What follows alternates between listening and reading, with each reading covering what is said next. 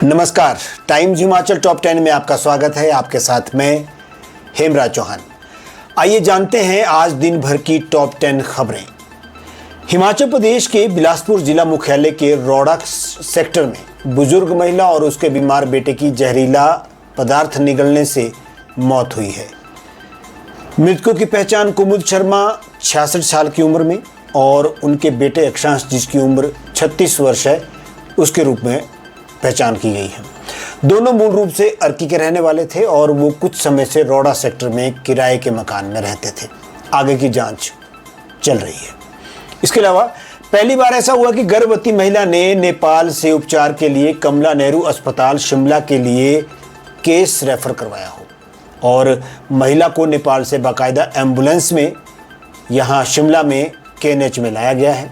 इसके लिए 20 घंटे तक का सफ़र भी महिला ने तय किया।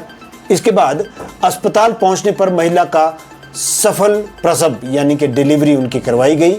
नवजात और प्रसूता पूरी तरह से सुरक्षित है, जैसा कि डॉक्टर कह रहे हैं। अब एम्बुलेंस के माध्यम से ही वो नेपाल भी लौटेंगे।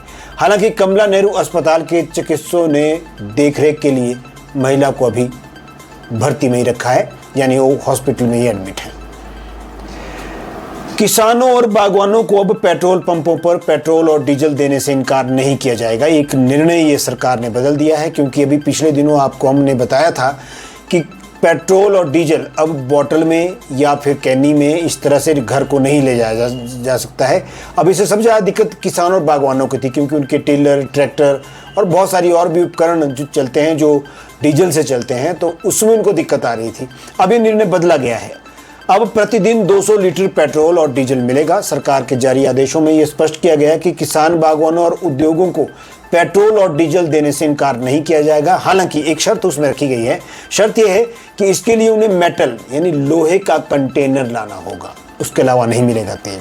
यानी लोहे के कंटेनर के साथ ही आना होगा, उसी में ये तेल उनको पर डे के हिसाब से 200 लीटर मिलेगा। हिमाचल प्रदेश हाईकोर्ट ने कहा है कि वन भूमि पर बसे लोगों को बिना कानूनी प्रक्रिया अपनाए बलपूर्वक हटाना उचित नहीं है। यानी कि फोर्सफुली उनको वहां से बाहर करना वो ठीक नहीं है। इसके लिए कानूनी प्रक्रिया अपनानी होगी, हाईकोर्ट कह रहा है। ऐसे मामलों में संबंधित विभाग या भूमि मालिक को कानूनी प्रक्रिया का पालन करना अनिवार्य है। न्यायाधीश राकेश कैंथला की अदालत ने कहा कि शांतिपूर्ण कब्जे में रहने वाला व्यक्ति अपने ढांचे को तोड़े जाने से बचाने के लिए उचित बल का प्रयोग कर सकता है। इसलिए अपनी संपत्ति की रक्षा के लिए किया गया प्रतिरोध गैर कानूनी जनसमूह की श्रेणी में नहीं माना जा सकता है। अगली खबर, हिमाचल प्रदेश सरकार ने दिव्यांगजनों के आर्थिक सशक्तिकरण की दिशा में कदम उठाते हुए 100% दिव्यांगता वाले लोगों के लिए सामाजिक सुरक्षा पेंशन 1700 से बढ़ाया है और अब वो 3000 रुपये कर दी गई है। यानी कि हर महीने अब 1700 की जगह में उन्हें 3000 रुपया ये मासिक पेंशन मिलेगी। इसमें प्रदेश के करीब 7000 दिव्यांगजन शामिल हैं। अगली खबर का रुख करते हैं और आपको बताते हैं हिमाचल के 10 जिलों में आज और कल बारिश का अलर्ट जारी किया गया है। 22 जून तक बादल बरसेंगे, तापमान गिरेगा। इसके साथ ही 23 से कमज़ोर होगा वेस्टर्न डिस्टर्बेंस और आज मौसम खराब ही बना हुआ है। हालांकि राजधानी शिमला में धूप के साथ बादलों का डेरा देखा जा रहा है। मनाली में भारी बारिश हुई है। किन्नौर और लाहौल स्पीति को छोड़कर अब आगामी दिनों में सभी जिलों में बारिश होने की संभावनाएं बताई गई है। हमारी अगली खबर TCP को लेकर के है, यानी कि हिमाचल प्रदेश की राजधानी शिमला के सबसे संवेदनशील और प्रमुख कोर एरिया में अब किसी भी प्रकार के नए विकास कार्यों का निर्माण प्रस्तावों के लिए राज्य सरकार की सैद्धांतिक मंजूरी अनिवार्य हो गई है। TCP यानी नगर एवं ग्राम नियोजन विभाग, town and country planning, Shimla planning area के डेवलपमेंट प्लान में महत्वपूर्ण बदलाव करने का निर्णय ले रही है। इस विषय में विभाग के निदेशक हेमिस नेगी द्वारा अधिसूचना भी, इसकी नोटिफिकेशन भी जारी कर दी गई है। हिमाचल पुलिस मुख्यालय ने DIG TTR संजीव गांधी को सरकारी आवास खाली ना करने के मामले में 1,80,000 रुपये से अधिक का डैमेज चार्ज जमा करवाने का नोटिस जारी किया है। ये आवास शिमला के पुलिस अधीक्षक SP के लिए निर्धारित है। नोटिस के अनुसार संजीव गांधी ने 7 फरवरी 2026 को शिमला SP का पदभार छोड़ा था और नियमों के तहत उन्हें 7 मार्च तक अपना आवास खाली करके देना था। इसके बाद आवास पर उनका कब्जा अनधिकृत श्रेणी में माना जाता है।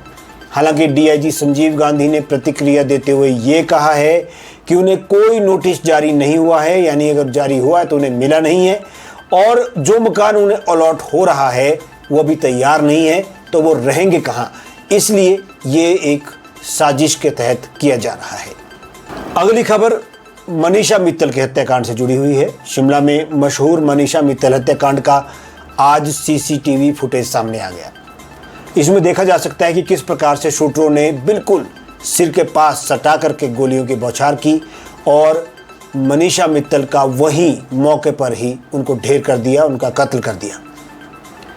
ये हैरान करने वाला वीडियो बता रहा है कि किस प्रकार से शूटर ताक में बैठे थे और मौका मिलते ही उन्होंने कोई कसर नहीं छोड़ी और कुछ ही देरी में बिल्कुल सटा करके, सिर के साथ सटा करके गोलियां चलाई हैं और गोलियां चलाने के बाद मनीषा मित्तल वहीं मौके पर ढेर हुई। आगे की जांच अभी जारी है क्योंकि शूटर्स पकड़े जा चुके हैं, लेकिन उसमें अभी नया क्या हो रहा है और क्या क्या खुलासे होंगे, कौन इसके पीछे साजिश करता है, कहाँ तक ये चेन जो है वो जुड़ेगी, ये सब कुछ अभी खुलासे होने हैं। लिहाजा अभी तो मैजिस्ट्रेट जांच चल रही है और जैसा कि हम कह रहे हैं कि शूटर अभी पुलिस के पास कस्टडी में है और आने वाले दिनों में ये पता चल पाएगा कि आखिर ये पूरा का पूरा माजरा क्या है। हिमाचल प्रदेश के नाहन में मुसलमानों के अधिकारों के लिए काम करने वाले एक संगठन ने पुलिस को ज्ञापन सौंपा है, जिसमें सोशल मीडिया पर कुरान के बारे में कथित तौर पर विवादित टिप्पणी करने वाले एक व्यक्ति के खिलाफ शिकायत की गई है। समुदाय के दर्जनों लोगों ने यहां सिरमौर के पुलिस अधीक्षक निश्चित सिंह नेगी से मुलाकात की और उन्हें ज्ञापन सौंपा है। बाद में मीडिया से बातचीत करते हुए अंजुमन इस्लामिया के अध्यक्ष बॉबी अहमद ने यह भी कहा कि उन्होंने गुरुवार को सोशल मीडिया पर कुरान का एक संदेश पोस्ट किया था, जिस पर एक व्यक्ति ने विवादित टिप्पणी की है। उसके खिलाफ कार्रवाई होनी चाहिए, नहीं तो उनका संगठन इसको लेकर के आंदोलन करेगा। टाइम्स हिमाचल में टॉप 10 सेगमेंट में आज बस इतना ही।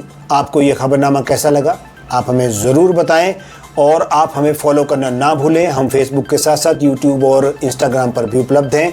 इसके अलावा आप हमें हमारी वेबसाइट पर जाकर देख, सुन और पढ़ सकते हैं www.timeshimachal.com। नमस्कार।